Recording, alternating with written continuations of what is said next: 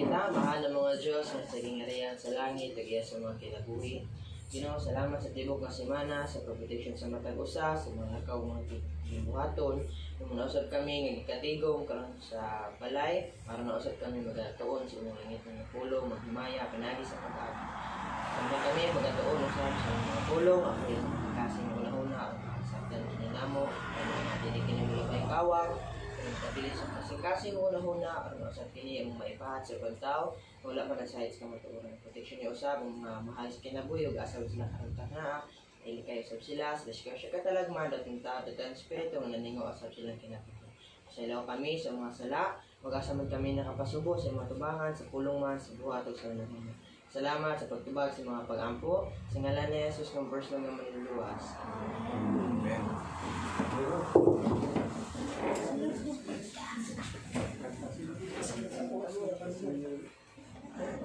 Dari sila mami.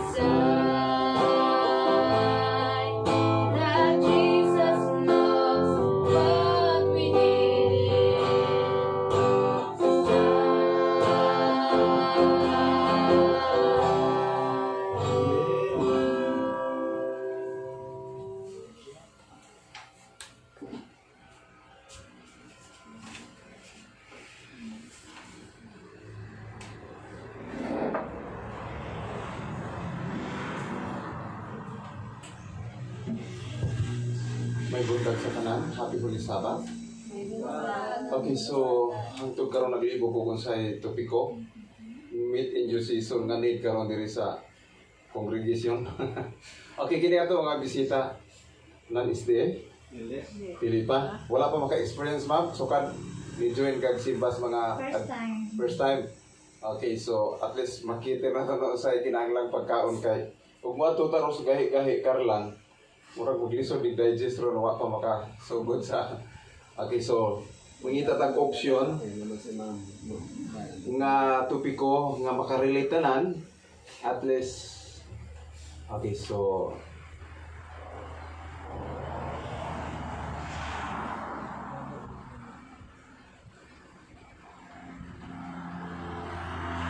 alright, ang ato nga pagtuon karon mga igsuon, nagasintro ni siya sa kasaysayan sa iglesia.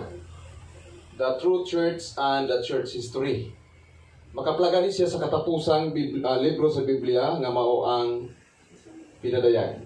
Magisgutag True Church, ang pagtuon sa Biblia dunay upat ka sikreto. At least masabtan nato no, sugro na to from the very beginning, pinaka-basic para makarelate yung tanan.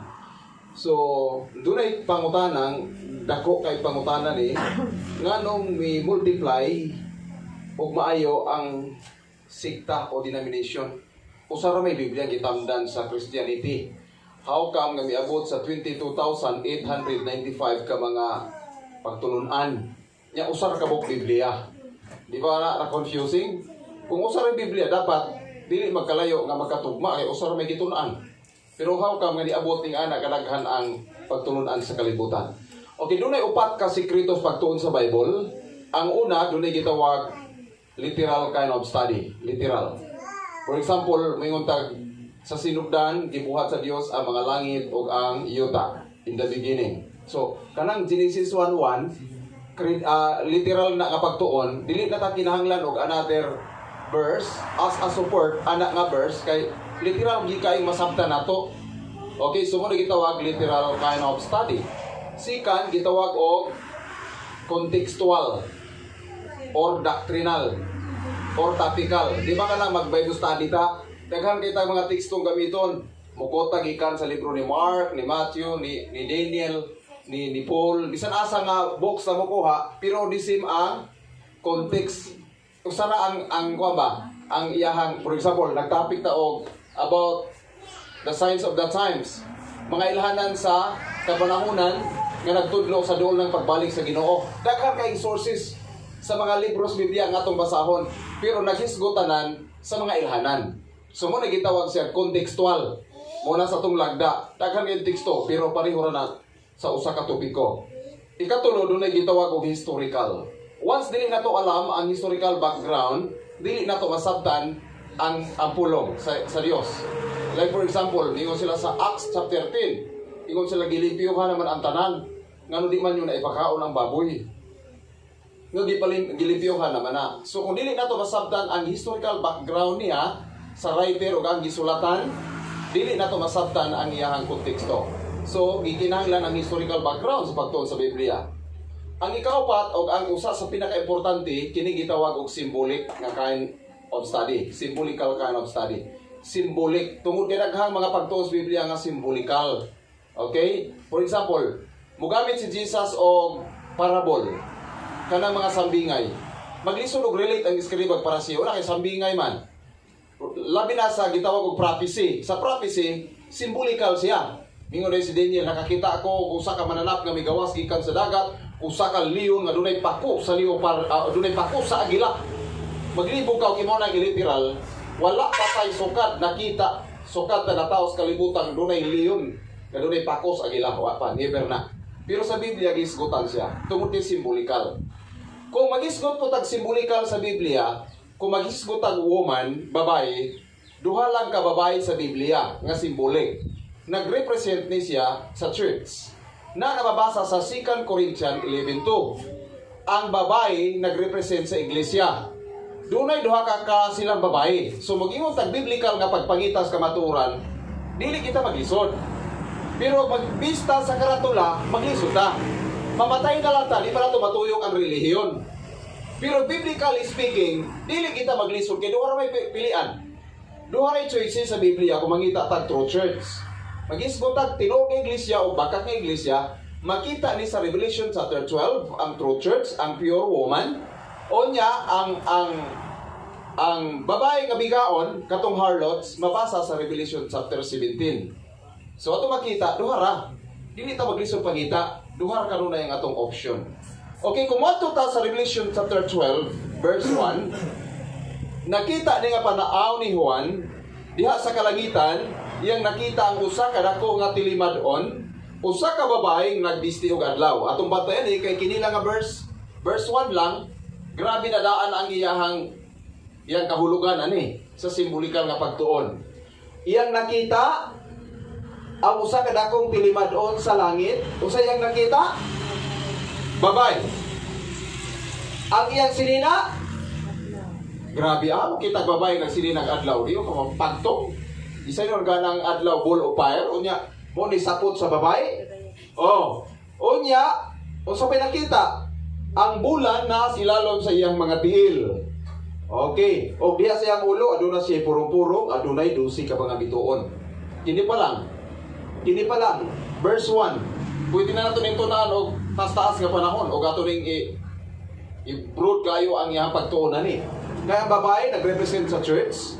Ang iyang sinina nga adlaw, Son of Righteousness, in Malachi chapter 4, nag-refer ni kay Jesus Christ being the Son of Righteousness. Therefore, ang true church, ang babae, doon na siya'y sinina. Ang iyang sinina si Kristo.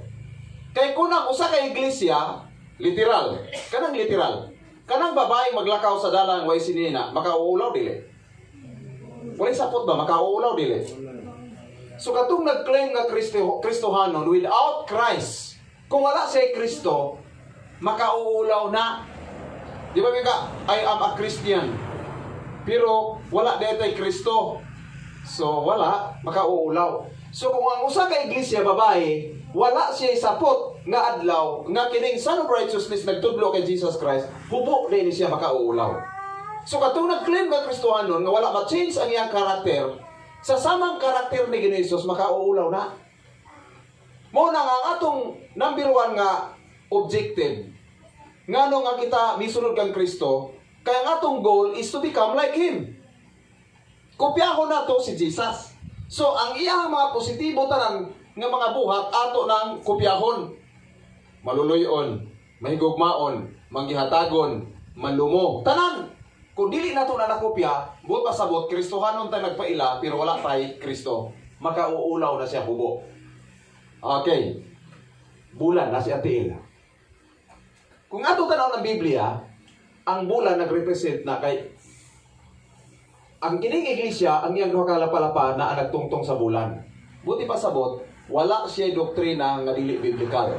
Kay kanang bulan diha nga naghisgot man na naa sa Juan, naghisgot na siya kung atong tun-an ang Biblia, nagtudlo ni tanan kang Hesus. Hinumduman nato, mo ni ang sun, mo ni ang moon. Asa nang hulab o kahayag ang moon? Sa sun. That's why kung tun-an nato ang Holy Scripture, ang iyang gitudlo, ang greater light nga mao ang sun nga si Jesus Christ. Ang moon ang lesser light. Okay? So, from Genesis to Revelation, kung tun-an nato ang Biblia, si Jesus ang tema. Di ba naikanta? Ang tema sa Biblia si Jesus. Kaya kung tun-an nato ang Biblia, nagtudlo tanan kay Jesus. So, kanang moon nga iyahang gilakwan, nagpasabot nga ang true church, kung mangita tang true church, dili sa karatula kundi sa karakteristik, wala siya'y doktrinang gisunod nga dili mabasa sa Biblia. Dili ni mudawat og theory or traditional nga mga teaching. Kaya nga naman, naglakaw siya subay sa pulong sa Dios. Then, iyang purong-puro nasa ulo. Ang ulo sa iglesia si Kristo. Kolosas 1:18. Ang lawas mao ang iglesia, ang ulo si Kristo. Kanang 12 ka mga bituon, nagrepresent na siya sa iyang mga disipulo sa Mateo 10. Nganong na may crown, meaning crown, victory. Nahimo silang successful sa apostolic time, sa diha nga nagsunod sila kang Hesus ug nadawat nila ang early rain. Human nila madawat ang early rain, ang gahom sa walang espiritu, nagmultiply ang Christianity sa gikan dito sa Jerusalem o nakapag-uol gamin ni sa Roman Empire. Kaya kung mudako ang number sa Christianity, makapaluyan ni sa ilang imperyo. Munang ilang gi-persecute. So, ato na matun-an karon. O ato nakita na ay sa picture na apay dragon nga ato nakita diha. Okay. O kanang dragon, walay lain nagrepresent na kay Satan o kang Satanas. O ato punta karon sa last verse ani nga chapter kay 17 naman ang last verse ani, no? Revelation chapter 12 verse 17. Kini nagtudlo ni sa True Church. Unya ang last verse ani nga chapter nagtudlo sa to identifying marks of the true remnant people of God. Kanang True Church sa last days. Gitudlo niya. Atong tanawon ha. Verse 17. Og unya ang dragon na suko batok sa babae. Og niadto siya sa pagpakigubat batok sa tanan nga uban pang mga kaliwat sa babae.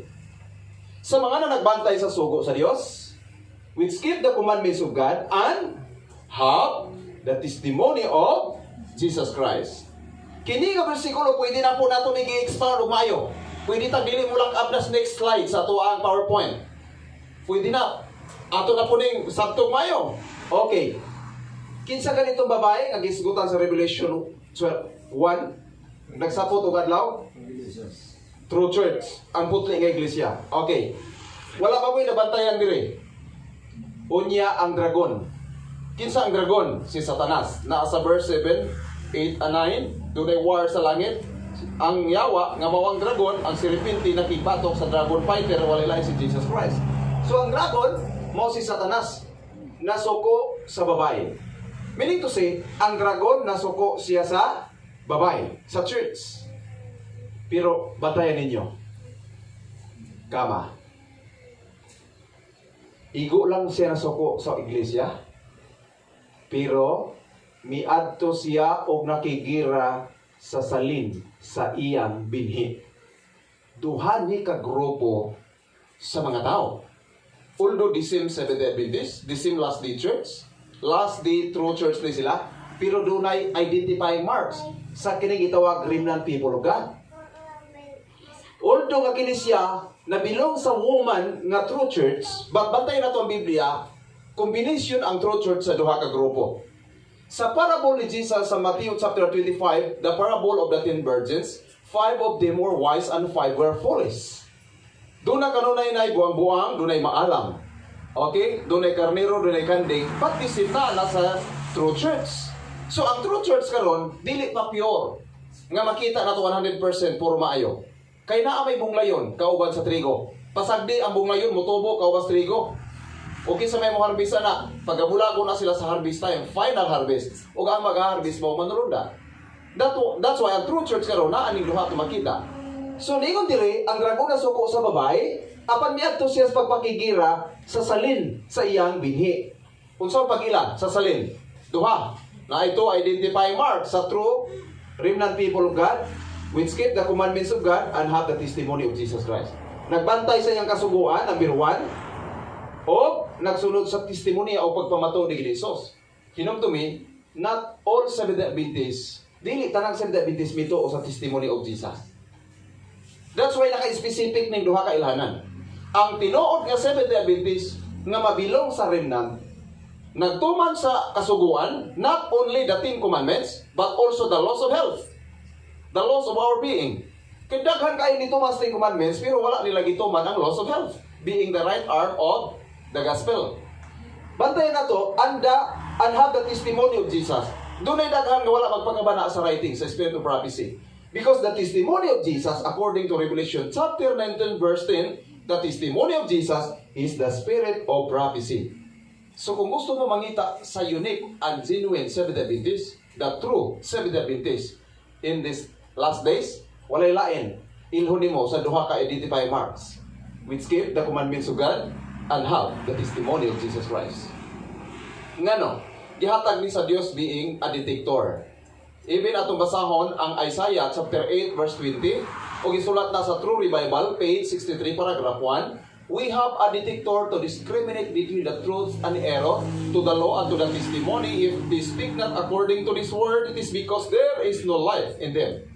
Ngadtos kasuguan o pagpamatuod kung sila wala magahisgot mahitungod ni ining mga pulungan, walay kahayag ngadto kanila. So, mo ni siya ang bisis sa atong pagtuon mga igsoon.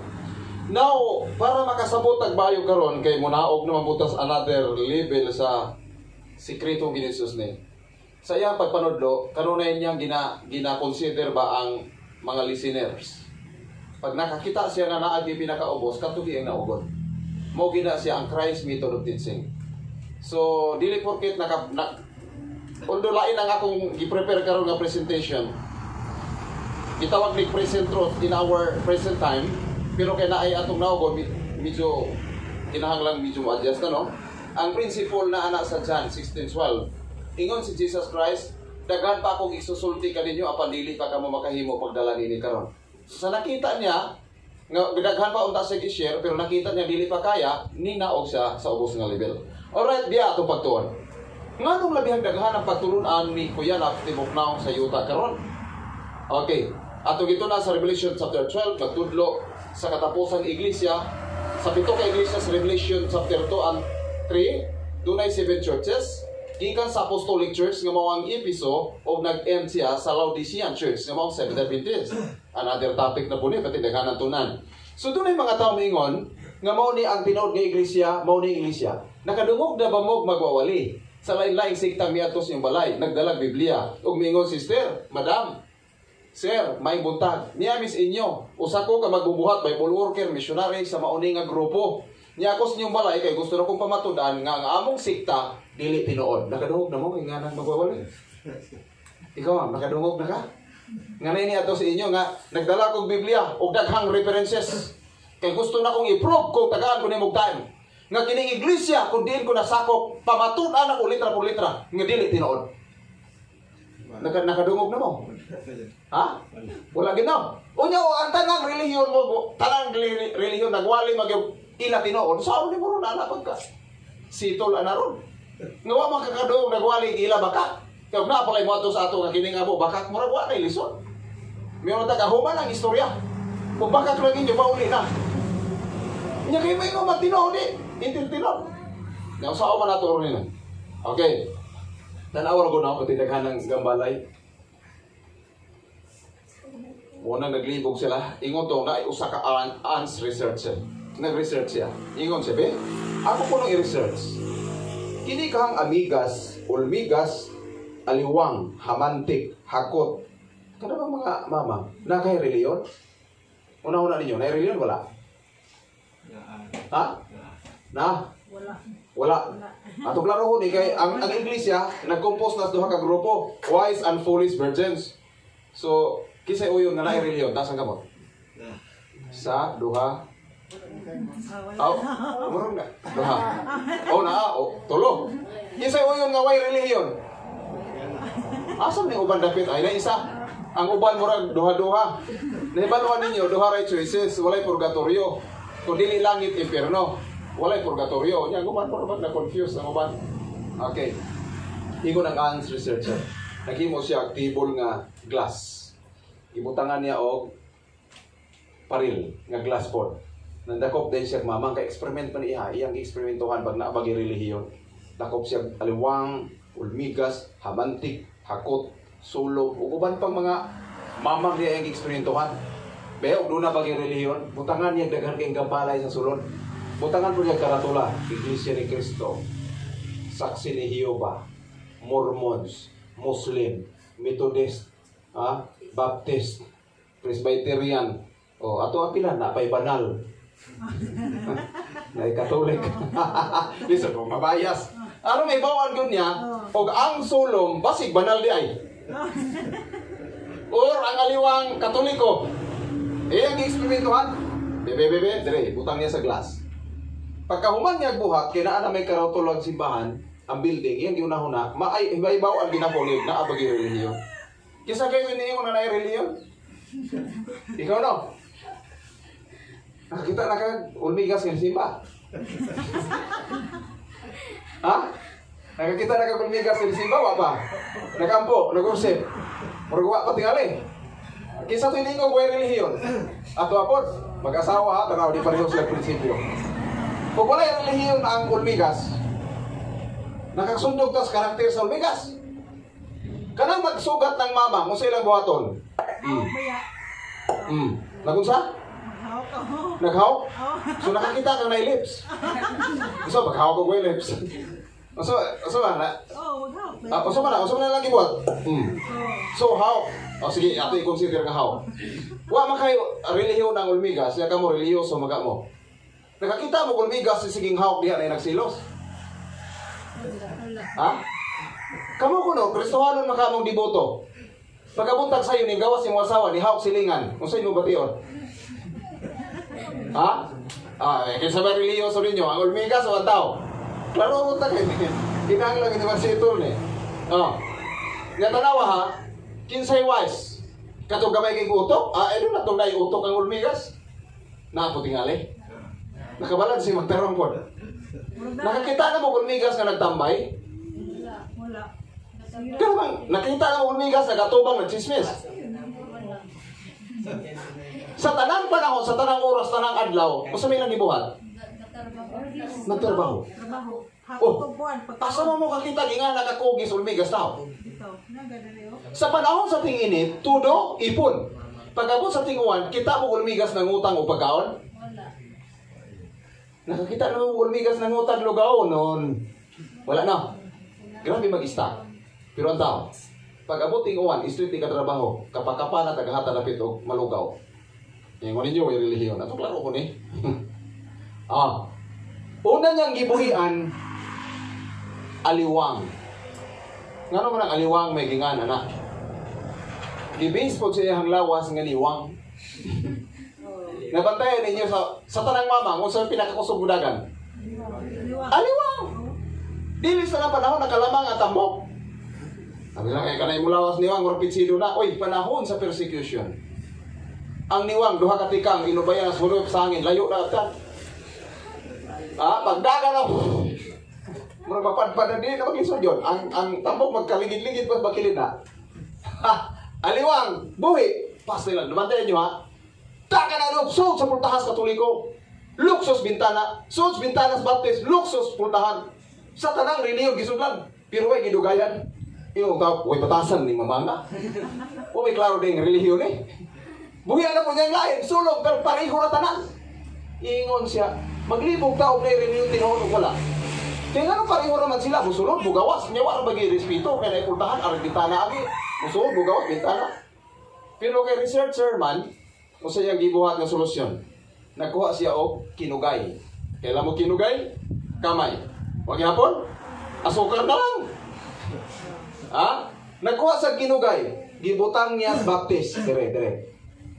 Abi ninyo, pagkahibalo sa mga mama nga naikinugay, tanan magbaptist, guota ng simbahan, uyog-uyog, wala na yung gawas. Yung sa baptist ninyo reliyon, gikuha niya, butang niya sa Mormons. Pagkahiris mama ito sa Mormons, Mormons tanan. Wala gigawas sa ilog sila ito sunod. Gibutang sa banal, na magbanal tanan. Naka-learn siya lesson, ngano ang mga churches wala mo grow? Possible nga, member nga, existing na diha, wala sila'y, kung man, wala'y maayong pagdagan, wala'y maayong pag-abi-abi sa visitors. Kamo kung numatog simbahan nga di mo abiyapihon, ganahan mo balik? Ha? Muduwa ko dito niya, happy Sabbath, brad. Nangyami, di mo, ganahan pa kong balik. Kung wala diha ang sweetness, wala'y kamay ba? Kung ang imong iglesia way kamay, pinsido. Di same principle imong balay. Kung ang imong balay dili kay duaon og bisita, something wrong sa balay. Basi di ta kabalo abi-abi o layo pala mo na tagtigre. Nakuha po kanang balay nga duaon kay bisita, nagpasabot may na mo entertain. Dako benediction to makuha. So tanang tao naglibo sila, asa magitinuod? Kaya may ingon, ito ang tunay na daan. Ingo po ko sa, ito ang dating daan. Sa ni mapuro man, ito ang matuwid na daan. Libo kagahan na Petron, kaya man naghanang sign nga, mauling tinuod kay iglesia. Nakuha ang punto. Oh, nyawa may nag-claim anang dili tinuod, puro man tinuod. Hindi kayo aanib sa may iglesia, hindi kayo maliligtas. The same po ang teaching sa pikas. Hindi mo magpasakop sa mga organisasyon, hindi mo mga luwas. No? Pero karon nga bunta, katutunan ni dili ta muliko. Wala to diretso kita sa Son of Righteousness, Jesus Christ. Ang pagpagkaplag sa kamatuoran, diha lang pagtutok ang Kristo dili sa ngalan sa simbahan o sa organisasyon. Nganuman, ato makita karong hapon ato pagtun-an ang apostasya, ang deception sulod sa iglesia. Nahibalo ba mo grabe ron ang crisis o ang fulfillment sa prophecies sa Biblia paspas. Dili lang ka itaro maka-focus sa present gyud nga panghitabo tungod kay naay atong ginaog karon nga mga first time pang nakadalo sa tuang pagtigom. But kung atong tanawon ang fulfillment sa propesya, nahibalo mo sa balita ni Pope Francis, even siya leader sa church, una nga pope nga nilingkod gyud sa Vatican, nga niuyon, nga tagaan gyud og ipahamutang sa balaod nga pagauyonan ang pagsimba. Simba, ang pagminyo kana bang pareho bakla homosexual. Nakuha niyo punto na iuyonan kana nga sitwasyon. So grabe ka worse ang mga panghitabo karon mga igsoon sa atong kalibutan. So ang Biblia nagsulti kung unsa mga kamaturan ug unsay gipadayag sa Dios mahitungod dining mga butanga. Apan dunay ang sulti sa Amos 3:7 sa pagkamatuod ang Ginoong Jehova dili magbuhat sa bisan unsa, gawas kung ang iyang tinago ipadayag niya sa iyang mga alagad ang mga mangalagna. So kining mga panghitabo karon nga nagakatuman sa atong kapanahonan, gipredict na ning daan sa Biblia, sa balaang kasulatan. Naa na ning daan sa testimony of Jesus, gisulat na. Dugay na mga panahon kini nahitabo og nagakatuman sa atong kapanahonan karon mga igsoon. So atong tanawon karon ang gitawag 7 seals or church history sa balaang nga kasulatan para masabtan nato kanus ami gawas ang Seventh-day Adventist. Ang Seventh-day Adventist ba nga iglesia murag kabuti, nakailan mo kabuti ka ng uhong? Ang uhong mo gawas puno ang saging nga wala ka mag-expect kanus ang mo gawas, wa po ka kahibalo kanus sa nawala. Ingana ang uban nga mga iglesia. Migawas nga walay prophecy, ug mawalang walay propesya kay wala malagi giprophesy. Kining Seventh-day Adventist, ang iyang pagtago sa kamingawan during persecution, during dark ages, ug ang iyang paggawas sa insaktong panahon, sumala sa katumanan sa propesya, doon nagi accurate gini 100%. Kay ang Seventh-day Adventist Church is a church of prophecy. I-prophesy gini siya mo gawas sa insaktong panahon. Pinadayag Kapitulo 6, versikulo 1, og nakakita ako sa diha nga ang kordero mibukhad sa usa sa 7 ka mga timbre. So kaning gisgutan diri nga 7 seals, 7 ka mga silyo o basahong linukot nga dunay 7 ka mga silyo, nagpahayag ni sa Christianity. Gikan sa panahon ni Hesus hangtod sa end of time. Unsay mahitabo sa iglesia sa Dios. Okay. So unang nakita ni Juan adunay 4 ka kabayo o 4 ka mga ngabayo. Bantayan nato adunay 4 ka mga kolor, nagkalain-laing kolor ang kabayo. So doon na po na kahulugan gihapon sa balaan nga kasulatan. Alright. Versikulo 1 2 sa pinadayag 6, ingon si Juan og nakakita ako sa diha nga ang kordero bibukad sa usa sa 7 ka mga timbre. Iyang nakita. Og nakita ko ang usa ka maputi nga kabayo og ang nagkabayo nini may pana. Okay. Unsay meaning sa puti? Putli. Ngano man ang kaslon nga puti magipasuot di man violet? Ha? Ngano puti may gusto girls? Ngano puti may gusto niyong Buddha? Ngano dili man violet? Kung sa may meaning dili sa puti? Purity. Isla. Pure ko maguna pagka putli. Nya ngano lagi nagdagaganag nagpakasal puti mo gipagisuot? Pure pa din na.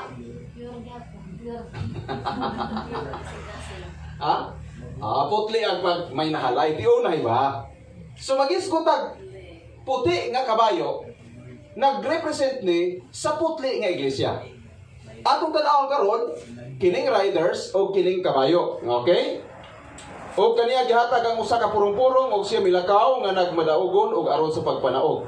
Kini siya nga kabayo nag-represent ni sa Apostolic Church. Nag-represent siya sa putli nga iglesia nga ang mga kabayo nini na dunay dalang pana ug aduna siya purong-purong nagpasabot victorious church siya, victorious. So, kini nga iglesia mao ni ang Iglesia Apostolika. Sa panahon nga gibili ni Hesus sa iyang mga tinun-an ang responsibilidad, ang Great Commission sa pagwali sa may balita ngadto sa tibok naong sayuta. So sa kapagtuong mananakop ni sa mga igsoon, ang puti nga kabayo walay kalainan sa Revelation 12 sa putli nga iglesia nga nagsaputan, babaeng nasaputan sa adlaw. So ang iyang kahulugan ani sa Revelation 12 o sa Revelation 6 parihura ang gitudlo nga iglesia, ang Apostolic Church, ang putli nga iglesia. So nagrepresent siya sa putli nga pagtuo. Unsa man day prinsipyos mga naunang Kristohanon? Ang mga nahiunang magtutuo abundas mga panalangin Kristiyano o mga maayong buhat. So mo ni ang ilang prinsipol. Roma 12:10, paghigugmay kamo ang usag-usa sa gugmang inigsoon. Doon na may kompetisyon? Doon na. Pagpalabuanay kamo, pero dili sa garbo. Sa pagtahod ang usa. So, ang tinuod nga iglesia, ang iglesia sa Dios, ang Iglesia Apostolika, doon na sila gitawag gugmang managsuon, brotherly love. Pareho ni nga gugma sa Philadelphia Church. Sa panahon ni William Miller, nahinumdum mo? Nagpaabot sila sa Second Coming of Jesus Christ, October 22, 1844. Ang more than 50,000 ka mga tao, Millerites movement, nga nagpaabot sa pagbalik ni Jesus, naa sila ani nga gugma, brotherly love. Okay? So nagpalabuanay sila sa pagtahod ang usa. So doon ay kompetisyon, pero dili negative nga side sa competition. Buhat 5:14 tungod ani nga pagtinagdanay og misamot kadaghan ang mga magtutuo nga nahidugang sa Ginoo, mga panon sa mga lalaki o sa mga babae.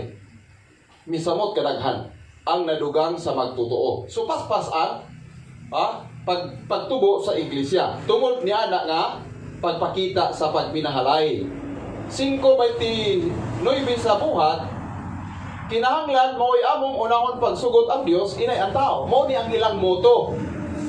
Kini nga moto sa Apostolic Church sa daghang Seventh-day Adventist karon wala gini masunod nga moto. Ngano? Maghisgot ganita og law of the land. As long as ang law of the land dili mo conflict sa law of God, mo abide kita sa law of the land. Pero kung ang law of the land mo